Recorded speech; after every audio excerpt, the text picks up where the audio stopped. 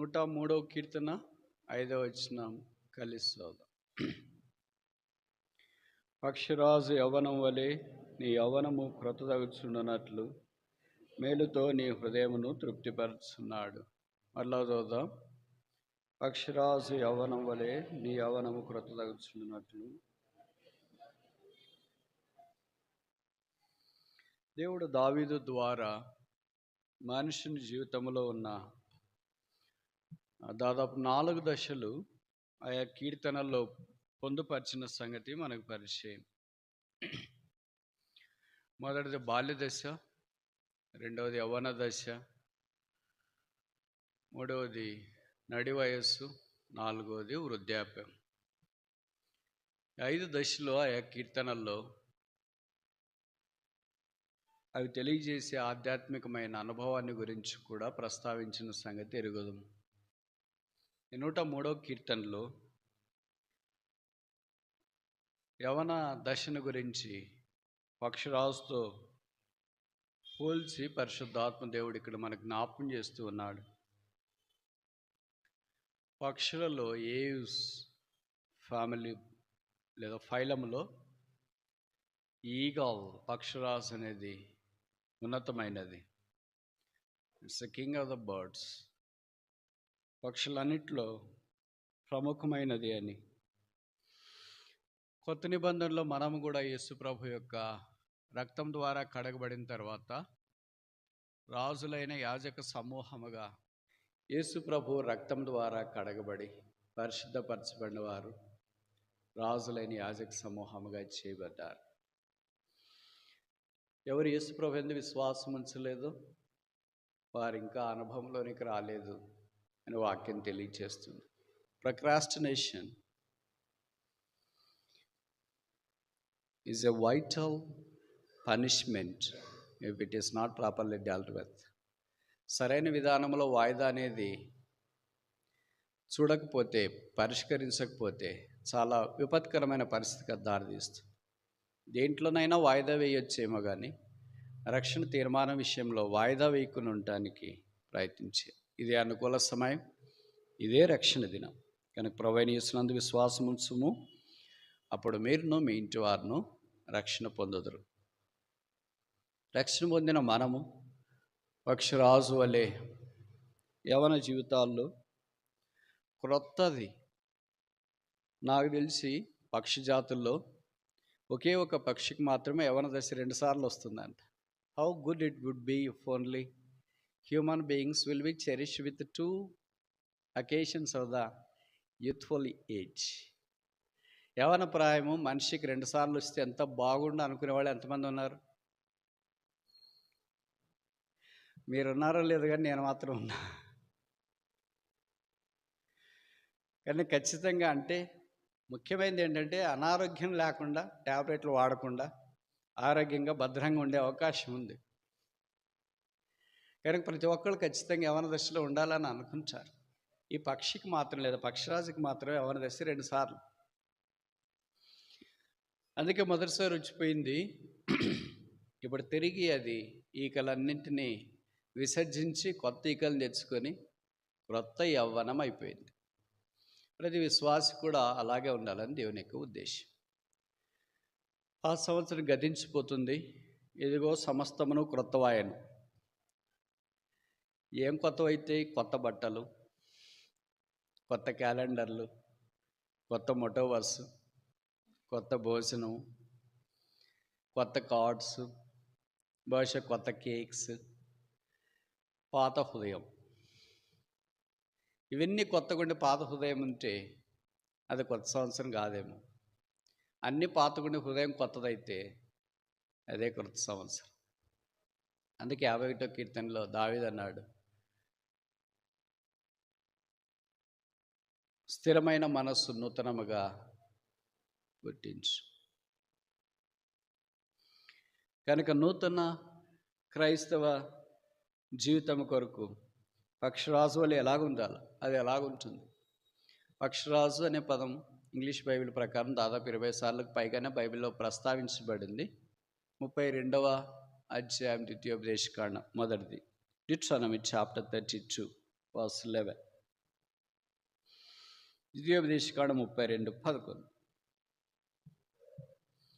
పక్షిరాజు తన గూడు రేపి తన పిల్లలపైన అల్లాడుచు రెక్కలు చాపుకొని వాటిని పట్టుకొని తన రెక్కల మీద వాటిని మోయినట్లు యెహోవాను నడిపించు. ఈ దేవుని యొక్క ప్రేమపూర్వకమైన నడిపింపుని ఇశ్రాయేలు పక్షంగా మన జ్ఞాపకం చేస్తూ ఉంది. కానీ పక్షిరాజు చేసే పనిని ప్రభువారు ఇక్కడ ప్రత్యేకంగా ప్రస్తావిస్తున్నాడు. ఇశ్రాయేలు రామశేషులో నుండి ఐగుప్తు బానిస బంధకాల్లో నుండి విడిపించబడ్డారు. ఇప్పుడు దేవుడు వారిని అరణ్యములో నడిపిస్తున్నాడు. అరణ్యములో ఆ పక్షిరాజు వల్లే దేవుడు వారిని మోసుకొని వచ్చినాడు, కాపాడినాడు, రెక్కల చాటున భద్రపరిచినాడు, వారికి సహాయం చేస్తూ వచ్చినాడు. ఈ పక్షిరాజు అనే పక్షి మాత్రమే ఎడార్లాంటి పరిస్థితిలో సహాయం చేయటానికి వీలవుతుంది. వీళ్ళ కొంతమందికి పరిచయం అనుకుంటా. ముఖ్యంగా గల్ఫ్ మిడిల్ ఈస్ట్లో ఈ Pakshiraj eagle is considered to be royal bird. ఆయా స్థలాల్లో ఇది ఎక్కువ ఒక ప్రొజెక్షన్ మాదిరి పెట్టింటారు. వారి దేశ ఎంబ్లం కూడా పెట్టింటారు. కొన్ని యూనివర్సిటీస్ కూడా ఈ ఎంబ్లం పెట్టింటాయి. మిడిల్ ఈస్ట్ గురించి నేను మాట్లాడుతున్నా.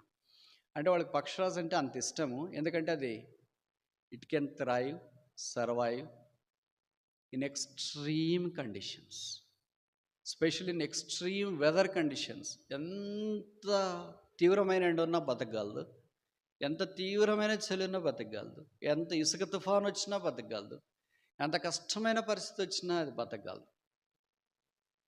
కనుక ఈ పక్షిరాజు అరణ్యములో బ్రతికి తన బ్రతకడం మాత్రమే కాకుండా ఇతరులకు సహాయపడేటట్లుగా ప్రభు మనం కూడా అలాగే ఉండాలని మనకు మాదిరిగా అలాగ ఉంచిపోయినాడు. కనుక దీనికి ఒక పేరు పెడదాం. మొదట ఈగల్, సెపరేషన్, ప్రత్యేకమైన జీవితం. రక్షణ పొందిన తర్వాత మనం కూడా ప్రత్యేకమైన జీవితం కలిగి ఉండాలని ప్రభు కోరుతున్నాడు. దీని అర్థం ఏంటంటే, ప్రత్యేకమైన జీవితం అంటే లోకాన్ని విడిచిపెట్టి వెళ్ళి డ్రెస్సులు మార్చుకొని, అంటే ఏదో సాధువులు సన్యాసుల మాదిరి అలాగే డ్రెస్సులు మార్చుకొని ఎక్కడ హిమాలయాల్లోకి వెళ్ళి ఏకాంతంగా ఉండాలనే అర్థం కాదు. Separation is a isolation without sin. ఇంకో మాటలో చెప్పాలంటే, ప్రత్యేకమైన జీవితం వేరుగా ఉండుట, పాపము లేకుండా జీవించడానికి ప్రయత్నం చేసే ప్రక్రియ. నేను ఇంతకుముందు కూడా చెప్పాను అనుకుంటా, ఈరోజు కూడా చెప్తా. వీళ్ళు ఎవరైనా మెడికల్ డాక్టర్స్ కొంతమంది ఉంటే, కొంతమంది పేషెంట్స్ని, రోగులను చూస్తూ ఉంటారు హాస్పిటల్లో. దాదాపు ప్రతి దగ్గరికి వెళ్తారు, అన్ని ఉంటారు. ఇవన్నీ ప్రతి పేషెంట్తో చేస్తారు ఉదయం. ఇలాగ ఇంతమంది పేషెంట్స్ వచ్చిన తర్వాత వాళ్ళు డీల్ చేసేదే పేషెంట్స్ అంటే, మరి వాళ్ళకి రోగం రాకుండా ఉండాలంటే, అందుకే వాళ్ళకి చివరి పేషెంట్లు అంతా అయిపోయిన తర్వాత దాన్ని రౌండ్స్ అంటారు. రౌండ్స్ చివరికి వెళ్ళిన తర్వాత అదే హాల్లోనే ఒక సింక్ ఉంటుంది చివర్లో. అక్కడికి వెళ్ళి వాళ్ళ చేతులు శానిటైజ్ చేసుకొని తిరిగి శుభ్రంగా వారి పనులను నిర్వహించడానికి ప్రయత్నం చేస్తారు. Separation is a contact without contamination. How can we have contact without contamination? That's called separation. మనం ఒక వ్యక్తి పేషెంట్ని తాకిన తర్వాత ఆయన రోగం రాకుండా కాపాడబడుతుందంటే వారు కడగబడుతున్నారు. అలాగే లోకంలో మనం కూడా ప్రభు కొరకు ప్రత్యేకమైన జీవితం, క్లాస్లో ఉన్నా, ఇంట్లో ఉన్నా, పక్కన ఉన్నా, మందిరంలో ఉన్నా, సెపరేటెడ్ పీపుల్. ఈ పక్షిరాజు మిగతా పక్షులతో, అంటే కాకి లాంటి వాడి దాంతో వాడి కలవదంటే అర్థం ఏంటి? మనం వేరే విశ్వాసులతో కలవకూడదని కాదు దీని అర్థం. కలిసినా కూడా యువర్ ఐడెంటిటీ ఈజ్ డిఫరెంట్.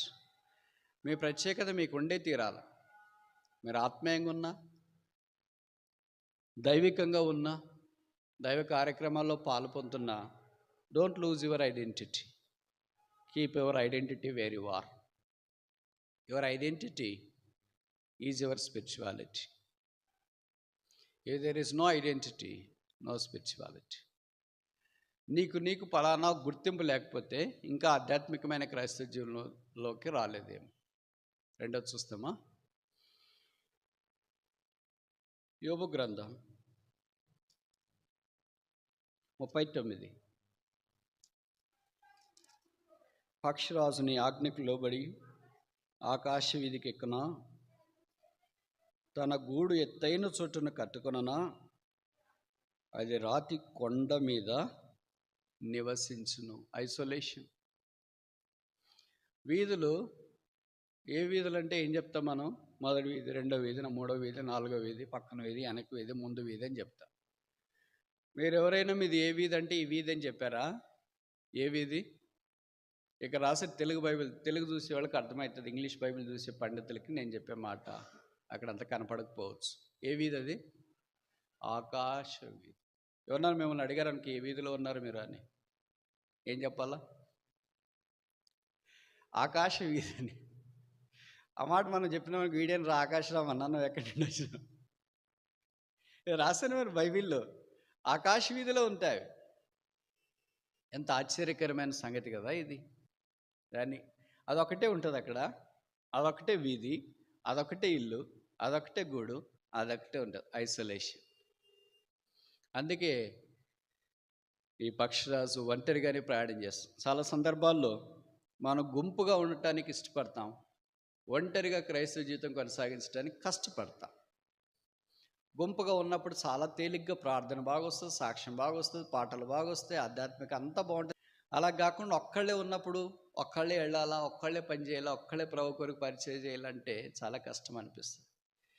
క్రైస్తవ జీవితం not only fellowship but isolation two. కొన్నిసార్లు దేవుడు అలాంటి ఒంటరి పరిస్థితులు అనుమతిస్తాడు. యోసేపు ఒక్కడే చెరసాల్లో ఉండిపోయాడు, యాకోబు ఒక్కడే మిగిలిపోయాడు ఎబ్బోకు రేవ దగ్గర, దానియేలు ఒక్కడే సింహబోన్లో వేసి, నన్ను ఒక్కనే వేస్తున్నారంటే పక్కన వాళ్ళు కూడా వేయండి. మనమేమనుకుంటామంటే మనం బురదలో ఉన్న తర్వాత పక్కన బురద పైన ఉంటారు కదా కొంతమంది, గట్ట పైన, వాళ్ళకు బురద అంటుకోలేదంటే వాళ్ళని ఎలాగైనా బురదలోకి లాగాలని మనం ప్రయత్నం చేసి వాళ్ళని కూడా లాగండి అంటాం. It is not the virtue of a Christian. దానియేలు ఒక్కడే సింహబోన్లోనికి వెళ్ళాడు అంతే. ఎస్తేర్ ఒక్కతే రాజు దగ్గరికి వెళ్ళేసింది. మొర్దెకై ఒక్కడే నిలబడి, నేను యూదుడను, మేమని చెప్పలే, నేను యూదుడను, ఆ పని చేయజాలం. కానీ కొన్నిసార్లు ఒక్కళ్ళే నిలబడే పరిస్థితులు వస్తాయి. ఆ కఠోరంగా ఉండొచ్చు, ఇబ్బందికరంగా ఉండొచ్చు. నేను ఒక్కళ్ళు ఎలాగుండాలా అని అనుకుంటా ఉంటాం, నాకే ఎందుకు జరుగుతాయి ఈ పరిస్థితులు అని అనుకుంటా ఉంటాం. కానీ ప్రభు కొన్నిసార్లు మనల్ని ఆ పరిస్థితులు గుండా తీసుకుని వెళ్తాం. Unless our faith is not tested, it will not be trusted. ఇంకోసారి చెప్పనా? Unless our faith is not tested, it can be trusted. మన విశ్వాసం పరీక్షించబడకపోతే అది నమ్మడం కష్టం. కనుక దేవుడు కొన్నిసార్లు మనం పరీక్షలు గుండా తీసుకుని వెళ్తుంటాడు. పరీక్ష ఒక్కళ్ళే రాయాలి, వేరే వాళ్ళు రాసిన దానికి నీకు మార్కులు లేరు. ఎవరు పరీక్ష రాస్తే వాళ్ళకే మార్కులు వస్తాయి. ఇప్పుడు క్వశ్చన్ పేపర్ కూడా మారుతుందంట, నాకు తెలియదు. మేము రాసేటప్పుడు అందరికీ ఒకే క్వశ్చన్ పేపర్ ఇచ్చేవాళ్ళు. ఇప్పుడు పక్కన వాళ్ళకి ఒకే గ్రూప్ రాస్తున్నా కూడా వీళ్ళ క్వశ్చన్లు వీళ్ళ, ఇంతకుముందు 4వ క్వశ్చన్ ఇలాగూ చెప్పుకొని మొదటి క్వశ్చన్కి జవాబు ఏంటి, రెండో దానికి ఏంటి, మూడో దానికి ఏంటి, నాలుగో దానికి ఏంటి అనుకునేవాళ్ళు. ఇప్పుడు అలా కుదరదంట. మొదటి క్వశ్చన్ నీకేం వచ్చిందో వాళ్ళకి 4 ఐదో వచ్చింటుంది, 6 వచ్చింటుంది, వాళ్ళకి 6 వచ్చింటుంది, నీకు ఇంకోటి ఏదో వచ్చింటుంది. So there is no way that you can copy. అలాగ దీని అర్థం ఏంటంటే దేవుడు కొంతమందికి కొన్ని మార్గాల గుండా తీసుకుని వెళ్తుంటాడు. ఆ మార్గాల గుండా మనం వెళ్ళటానికి ఇష్టపడాలి. కనుక మొదట ఈగల్ సెపరేషన్, రెండవది ఈగల్ ఐసోలేషన్, మూడవది 103వ కీర్తన 5వ వచనం. 103 చాలు. పక్షరాజు యవ్వనం వలె నీ యవ్వనము క్రొత్తదగుచుండునది. భౌతికంగా యవ్వన దశ గడిచిపోవచ్చు, కానీ ఆత్మీయతల యవ్వనం. అందుకే భగత్ సింగ్ గారు అనేవాళ్ళు అంట కదా, ఇలా youth camps, youth meetings, youth retreats పెడుతున్నప్పుడు, this is not only for people of young age but those who feel young in the heart can also join us. యవనస్తులు, భౌతికంగా యవనస్తులు మాత్రమే కాదు, ఎవరైతే అంతరంగంలో యవనస్తులుగా భావించుకుంటున్నారో వాళ్ళు కూడా రావచ్చు. Those who feel young in the heart can come for the youth meeting. అంటే అర్థం ఏంటి? ఆధ్యాత్మికమైన జీవితంలో యవనస్తుల వల్లే తీవ్రత, ఆసక్తి, దైవాసక్తి, దేవుని మీద భక్తి, లోకం మీద విరక్తి మనకు ఆపోజిట్గా ఉంటుంది. దేవుని మీద విరక్తి, లోకం మీద భక్తి. కానీ అలాగుండాలా? దేవుడి మీద భక్తి, లోకం మీద విరక్తి, జీవితం మీద రక్తి. ఇలాగ రకరకాలు మనం భిన్నంగా ఆలోచిస్తూ ఉంటాం. కానీ దైవ కార్యాల గురించి ముందుకు సాగిపోవాలని దేవుడు కోరుతున్నాడు. యవ్వన దశలో ఎప్పుడు ఏముంటుందంటే సక్సెస్, ఉద్యోగంలో, చదువులో సక్సెస్, ఉద్యోగంలో సక్సెస్, సేవలో సక్సెస్, ప్రతి దాంట్లో సక్సెస్ సక్సెస్ సక్సెస్ అని. ఎలాగైనా సరే how to become a millionaire over night. రాత్రికి రాత్రే ధనవంతులు కావాలంటే ఎట్లా అంటే ఆ పుస్తకాలు కోట్లు అమ్మడైపోతాయి. అయితే యేసుప్రభుని సిలువ వేయబడిన యేసుప్రభుని ఎలాగ వెంబడించాలంటే ఆ పుస్తకం కొనే నాదుడే ఉండడు. ప్రజలకి ఏమనిపిస్తుంది అంటే సక్సెస్ ఓవర్ నైట్ రావాలా, డబ్బు ఓవర్ నైట్ రావాలా, పాపులారిటీ ఓవర్ నైట్ రావాలి, ఏదైనా ఓవర్ నైట్ రావాలి. What comes in the over night will go out in over night. ఇంకోసారి చెప్పనా నేను, ఏదైతే ఉన్న పాటను వస్తుందో, ఉన్న పళంగా ఏది వస్తుందో అది ఉన్న పళంగా పోతుంది. నేను చెప్పే మాటలు కాదు, సొలొమోను సామెతలో రాశాడు, త్వరగా వచ్చినది త్వరగా గతించిపోతుంది. అలా కాకుండా కష్టే ఫలి, కష్టం ద్వారా మెట్టు మెట్టు మెట్టు మెట్టు అంచెలంచెల క్రమక్రమంగా వచ్చింది నిలబడిపోతుంది. నేను ఒక మాట చెప్పి ముందుకెళ్ళటానికి ప్రయత్నం చేయొచ్చా? ఈ సక్సెస్ అనే దగ్గర జీపీఎస్, మీలో చాలామంది ఈ పదం వినింటారు కదా. జీపీఎస్ అంటే గ్లోబల్ పొజిషనింగ్ సిస్టమ్, అంతేనా? జాగ్రఫికల్ పొజిషనింగ్ సిస్టమా? సరే, మొత్తానికి ఏదో ఒకటి అనుకున్నారు జీపీఎస్. ఇప్పుడు నేను చెప్పే జీపీఎస్ అది కాదు, వేరే జీపీఎస్ చెప్తా. ఇప్పుడు మీకు ఈ భౌతికమైన జీపీఎస్ బహుశా మీరు ఎక్కడున్నారో లొకేషన్ తెలిపవచ్చు, లేదా మీరు ఎక్కడికి వెళ్ళాలో మీకు మ్యాప్లో డైరెక్షన్ తీసుకెళ్ళచ్చు. బట్ నేను చెప్పే జీపీఎస్ వేరేది. ఏంటో జీపీఎస్ అని అంటే, జీ స్టాండ్స్ ఫర్ గ్రోత్, వృద్ధి. ప్రతి ఒక్కళ్ళు వృద్ధి కావాలా అనుకుంటారు. నాకు వృద్ధి వద్దు అనేవాళ్ళు ఎవరైనా ఉంటారా? క్రమక్రమంగా ఇస్సాకు వృద్ధి పొందాను, ఆత్మలో వృద్ధి పొందిన ప్రకారం అన్ని విషయాల్లో వృద్ధి పొందాలని దేవుడు కోరుతున్నాడు అని వాక్యంలో మనం చూస్తాం. ప్రభు కూడా అన్నాడు, విత్తనాలు విత్తటానికి వెళ్ళిన ఒక వ్యక్తితో విత్తనాలు వేసాడు, మంచి నీళ్ళు పడ్డాయి, 30 అంతులు 60 అంతులు 100 అంతులుగా ఫలించినాయి, అంటే వృద్ధి పొందినాయి అని అర్థం. సో వృద్ధి అంటే ఏంటంటే ఇంక్రీజ్, ఒక దశ నుండి ఇంకొక దశకి ఇంక్రీజ్. ఈ సంవత్సరం జనవరి నుండి డిసెంబర్ దాకా is there any increase in our spiritual realm? ఆత్మీయమైన వలయంలో మనకి ఏమైనా వృద్ధి ఉందా? ఈ ప్రశ్నకి జవాబు మీరే చెప్పుకోవాలా. నా జవాబు నా దగ్గరే ఉంటుంది, మీ జవాబు కూడా మీ దగ్గరే ఉంటుంది అనుకుంటా. కానీ మనలో చాలామంది జవాబు దానికి ఏనా, బీనా, సీనా, డీనా అంటే ఉంది, లేదు, అలాగే ఉంది చెప్పలేము. డి అంటే చెప్పలేము. మనలో చాలామంది జవాబు ఏనా, ఉందే, వృద్ధి ఉందా, బి లేదు, సి అలాగే ఉంది అంటే జనవరిలో ఎట్లున్నాము డిసెంబర్లో కూడా అట్లే ఉన్నాం, డి చెప్పలేం. ఇప్పుడు చెప్పండి, ఏనా, బీనా, సీనా, డీనా? అబద్ధాలు చెప్పొద్దు. ఆదివారం నేను టీచర్గా పనిచేస్తున్నా ఇప్పటిదాకా 20 ఏళ్ళు. ఎంతోమంది పిల్లల్ని చూసినాం. క్లాసులో చెప్పిన అబద్ధాలు ఎక్కడ చెప్పరు వాళ్ళు. అర్థమైందా మీకు నేను చెప్పే మాటలు? జనవరిలో ఉన్న ఆత్మీయతకు, డిసెంబర్లో ఉన్న ఆత్మీయతకు ఏమైనా వృద్ధి ఉంది అంటే ఒక బ్రదర్ చెప్పినాడు, ఉంది అంట. ఓకే, ఆ బ్రదర్ ప్రభు స్తోత్రాలు, వాటిని బట్టి. మిగతా వాళ్ళు రెండవది లేదు, బి లేదు, సి అట్లే ఉంది అంటే అప్పుడే స్థితిలో ఉందో. 0 ఉంటే ఇప్పుడు 0, అప్పుడు 20 ఉంటే ఇప్పుడు 20, అప్పుడు 30 ఉంటే ఇప్పుడు 30, అప్పుడు 40 ఉంటే ఇప్పుడు 40, అప్పుడు ఏం లేకపోతే ఇప్పుడు కూడా ఏం లేదు. డి 5 ఏవి కాదు, చెప్పలేం. మనలో చాలామంది డి జవాబు అనుకుంటా కదా. చెప్పడానికి ప్రయత్నం చేస్తాం, అబ్బా జనవరిలో ఎంత వాక్యం చదివినా, ఎంత ప్రార్థన చేసినా, ఎంత సేవకి వెళ్ళాం, అబ్బా చాలా చేసినాం, ఇప్పటికి వస్తే ఏం లేదు. ఎప్పుడో గుర్తొస్తుంది. మధ్యలో కూడా చేసినాం, యూత్ క్యాంప్ అప్పుడు కూడా, మళ్ళీ ఎప్పుడో గుర్తొస్తుంది, కరోనా అప్పుడు కూడా చేసినాం. అంటే అక్కడక్కడ చేసినవి గుర్తొస్తాయి, రిఫ్లెక్షన్స్ మాదిరి, ఒక వేవ్ మాదిరి. అక్కడక్కడ చేసినా అసలు గుర్తు రావట్లేదు. కనుక మనం అల్టిమేట్గా ఏం డిసైడ్ అవుతామంటే చెప్పలేము అని డిసైడ్ అవుతాం. కానీ వాస్తవం ఏంటంటే వర్షం లేదనుకుంటా. Decline in the graph. రోజులు గడిచే కొద్ది తగ్గిపోతుంది. అందుకే హబక్కూకు ప్రార్థన చేస్తున్నాడు ఏమని? యెహోవా సంవత్సరం జరుగుతుండగా నీ కార్యమాలో నూతనపరచు. యవనస్తులకు ఆశ ఏముంటుందంటే వృద్ధి పొందాలని ఉంటుంది, మంచిది భౌతికంగా. అలాగే ఆత్మీయతలో కూడా వృద్ధి పొందాలని ఆశ మాత్రం కాదు, తీవ్రత మాత్రమే కాదు, దాని కొరకైన ప్రయత్నం కూడా ఉండాలి. జీ గ్రోత్ అయిపోయింది కదా. రెండవది ఏంటి? P progress. What is a progress? Growth is not progress. ఒక కంపెనీ ఉంది, 10% లాభం వచ్చింది, అది తర్వాత ఇంకో సంవత్సరం 20% లాభం వచ్చింది, దాన్ని గ్రోత్ అంటాం. బట్స్ ప్రోగ్రెస్ అది కాదు. ప్రోగ్రెస్ అంటే ఏంటంటే గ్రోత్ ప్లస్ ఎథిక్స్. ఎట్లా వృద్ధి పొందినాం, పాస్ అయినాం ఎట్టో ఒకటి కాదు, ఎట్ట పాస్ అయినాము అని ఇంపార్టెంట్. చిట్టెలు రాసి పాస్ అయినా, పక్కన పేపర్ తీసుకుని రాసి పాస్ అయ్యావా, వాళ్ళు ఎవరైనా నంబర్ వేసి పాస్ అయ్యావా, ఎట్టు పాస్ అయ్యావు అని. ఉద్యోగం వచ్చింది అనేది ప్రాముఖ్యంగా, అది ఎట్లా ఉద్యోగం వచ్చింది అని.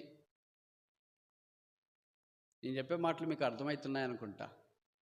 కనుక గ్రోత్ ప్లస్ ఎథిక్స్ అంటే దైవ నియమము కలిగిన దానిని వృద్ధికి కలిపితే ఈజ్ ఈక్వల్ టు ప్రోగ్రెస్. దాన్నే మనం ప్రోగ్రెస్ అంటాం. ఇప్పుడు ఈ సంవత్సరం అంతట్లో మన ప్రోగ్రెస్ ఎందాకుంది? మీలో చాలామంది ప్రోగ్రెస్ కార్డ్ అనుభవం కూడా వెళ్ళారు కదా.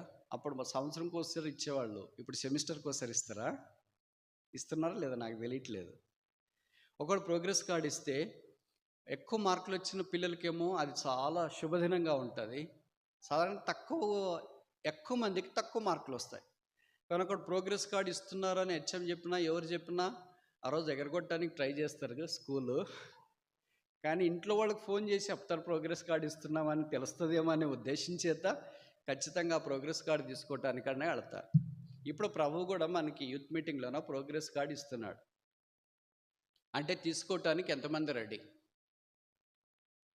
నేనేం కాదు, మీరు రెడీనా? ప్రోగ్రెస్ కార్డు రెడీగా ఇస్తున్నామంటే సంబరపడే వాళ్ళు టాప్ ర్యాంకర్స్ ఉంటారు. మంచి మార్కులు వచ్చినాయి, ఇవ్వండి సార్ వాడు విసిగిస్తుంటాడు సార్ దగ్గరికి వెళ్ళి. తక్కువ మార్కు వద్దులే సార్, నెక్స్ట్ క్లాస్ ఇస్తూ సార్. ఈరోజు చాలామంది రాలేదు సార్, అందరూ వచ్చినప్పుడు ఇస్తులేండి సార్. ఎలాగైనా దాన్ని లాగాలని ప్రయత్నం చేస్తారు. మొత్తానికి ప్రోగ్రెస్ కార్డు తీసుకున్న తర్వాత తీసుకున్న వెంటనే పక్కన ఎవరికి చూపిడు పుస్తకంలో పెట్టుకుని అక్కడ ఉన్నందులో అంటే అక్కడ అవుతుందిలే, చూస్తాను లేరా అంటే తర్వాత చూపిస్తానులే నీకు. తర్వాత అంటే ఇంక మళ్ళీ ఏం ఉండదు. ఇంటికి వెళ్ళిన తర్వాత ఆలోచిస్తుంటాడు, రాత్రి అంతా భోజనం పట్టదు, ఎటు చేయాలా, మా మమ్మీతో సైన్ చేయించుకోవాలా, మా డాడీతో సైన్ చేయించుకోవాలా, వాళ్ళిద్దరిలో ఎవరు సైన్ తేలిగ్గా చేస్తారు, వాళ్ళ మూడు బాగున్నప్పుడు ఎట్లా అప్రోచ్ కావాలి, how to deal with them. మా డాడీ మేలా మా మమ్మీ మేలా? కొన్నిసార్లు మా మమ్మీ మేలు, కొన్నిసార్లు మా డాడీ మేలు. మా మమ్మీ తెలుసుకునిందంటే ఇంక ఉతికి ఆరేస్తుంది, మా డాడీనే మేలు అని బహుశా కొన్నిసార్లు అనుకుంటారు. నేరుగా ఉదయాన్నే వాళ్ళ డాడీ లేచి ఆఫీస్కి రెడీ అయ్యి క్యారియర్ పట్టుకొని అటు ఇటు బండి తాళాలు తీసుకురాలని కిందికి వెళ్ళి మర్చిపోయి అది ఇది హెల్మెట్ తీసుకెళ్ళినప్పుడు అప్పుడు తీసుకెళ్తుండే, డాడీ ప్రోగ్రెస్ కార్డు ఇచ్చారు కొద్దిగా సైన్ చేయరా. ఇప్పుడేంటారా నేను చూడలేదండి, అన్నీ బాగా వచ్చినాయి డాడీ, కావాలంటే ఇది ఫోటో కాపీ తీస్తుంటా సాయంకాలం సైన్. ఆయన ఏమో అప్పుడు ఆయనకు చూడాలంటే మళ్ళీ అద్దాలు కావాలి కదా, అద్దాలు పెట్టుకోవాలి, ఇవన్నీ ఎక్కడ సంతకం పెట్టాల్సి, ఇక్కడే డాడీ. ఆ ప్రోగ్రెస్ కార్డు వాళ్ళ నాన్నతో సంతకం వేసుకొచ్చిన తర్వాత వాళ్ళ అమ్మకు కూడా చెప్పిండు, డాడీ ప్రోగ్రెస్ కార్డు చూసాడు. ఏళ్ళకి స్కూల్లోనో కాలేజీలోనో ఇచ్చేసింటాడు. ఎప్పుడో వాళ్ళ నాన్నగారు వచ్చిన తర్వాత వాళ్ళ అమ్మతో భార్యతో మాట్లాడేటప్పుడు వాడని ప్రోగ్రెస్ కార్డు తెచ్చాడు చూసావా అని. తెచ్చాడా? అక్కడ ఉందంటే అయ్యో నా తప్పుడు వాడు సంతకం చేయించుకుని వెళ్ళాడా? ఇంకా కోపస్ నేను చూడలేదు. ఇవన్నీ వృద్ధి లేనప్పుడు జరుగుతా ఉంటాయి. వృద్ధి ఉన్నప్పుడు అలాగే జరగదు. రాయల్గా వెళ్తా, మమ్మీ డాడీ ఇద్దరు కూర్చొని మాట్లాడేటప్పుడు భోజనం చేసేటప్పుడు ఇక నా ప్రోగ్రెస్ కార్డు చూడండి. చూస్తే తల్లిదండ్రులు ఒకరి ముఖాలు ఒకరు చూసుకుంటారు. అబ్బా మ్యాథమెటిక్స్ 100కి ఎన్ని వచ్చినాయి, 100. సైన్స్ 100కి ఎన్ని వచ్చినాయి, 100. అన్నీ 100కి 100. తెలుగులో మాత్రం 70. లేదా ఇంగ్లీష్ ఇది సాంస్క్రిట్ ఉన్న వాళ్ళకి దాంట్లో కూడా 90-98 వచ్చింది మార్కులు. ఏమొచ్చినా నా కొడుకు సంబరపడిపోతారు. ఇంకా చాలా సంతోషంగా ప్రభు దగ్గర కూడా మన ప్రోగ్రెస్ కార్డు డిసెంబర్లో తీసుకొని రాగలమా? చూడు ప్రభువా, సంవత్సరం అంతట్లో నా progress card Jan, February, March, April, May, June, July, August, September, October, November, December చూసి సొంతం చేయి. మరి చేస్తాడా ప్రభు? That's called progress. తర్వాత ఏంటి? జిపిఎస్. ఎస్ అంటే మీ గన్ షాట్ వర్డ్ సక్సెస్. ఇప్పుడు సక్సెస్ రావాలంటే ఏం చేయాలి? మామూలు మ్యాథమెటిక్స్ ఉంటుంది కదా, లాస్ట్ స్టెప్ అంటే ఏమి? మొదటి స్టెప్లోనే కూడుకోవాలి, అంతేనా? ఇప్పుడు ఎస్ అంటే ఏం చేయాలా? మొదటి స్టెప్లన్నీ కూడుకోవాలి. మొదటి స్టెప్ ఏంటి? G ప్లస్ P ప్లస్ అలాగన్నీ కూడుకోవాలి. అంటే growth plus progress plus sincerity plus spirituality plus humility plus serenity plus tranquillity plus integrity. This is called success. దీన్ని చేయము అంట. ఇప్పుడు చెప్పండి, ఈ సంవత్సరం అంతా ఎంతమంది సక్సెస్? Not even one.